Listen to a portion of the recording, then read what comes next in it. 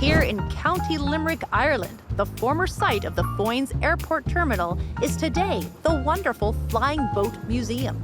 And on one stormy night in July 1943, one of the most famous comfort drinks in the world was spontaneously invented.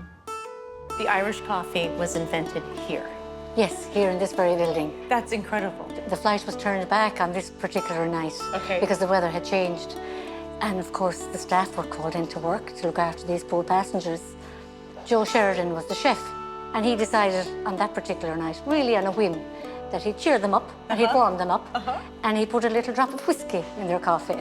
One American said to Joe when he tasted it, he said, is this Brazilian coffee? And Joe, the chef, said, no, this is Irish coffee. So Irish coffee began. Wow, and there's a very specific steps to make this drink. That's right, that's right. First step is we must heat the glass.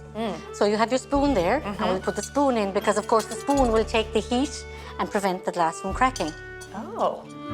There you go. Thank you. And we're warming the glass so that the cold glass doesn't also kind of make the coffee exactly cold. Exactly. Perfect. I like that little trick. It gets harder as we go along. So we'll put in 1 spoon of brown sugar. Now this is just a little tip for you. Some people at this stage, they put in the whiskey. But we don't because we have a nice hot glass now. We want to keep it that way.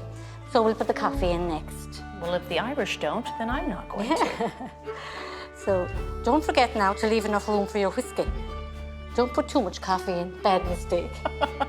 Now give it a stir because you want to dissolve the brown sugar, and that helps to keep the cream floating on top. Because of course when it's made and completed, you can't stir it then. Okay. You must drink it through the cream, yes? Because you don't want to mix the cream in with the coffee. It shouldn't be blended. It should look like a pint of Guinness. So here we go now for the main ingredient, the Powers whiskey.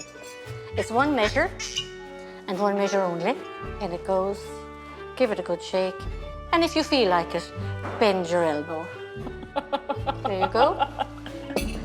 At this stage, all those years ago, when Joe Sheridan was making his Irish coffee, he remembered the words of his boss, the restaurant manager.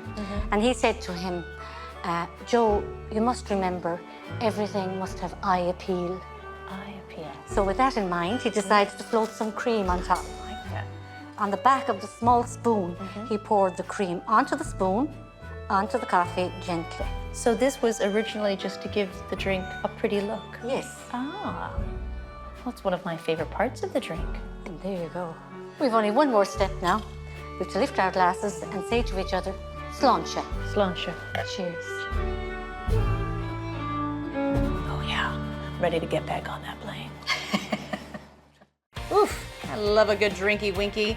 Like a cool, crisp Riesling from Germany to handcrafted gin in Australia. For more of what I did, click here for the full episode and here to subscribe.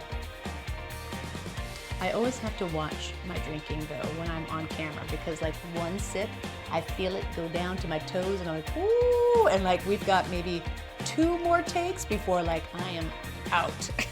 So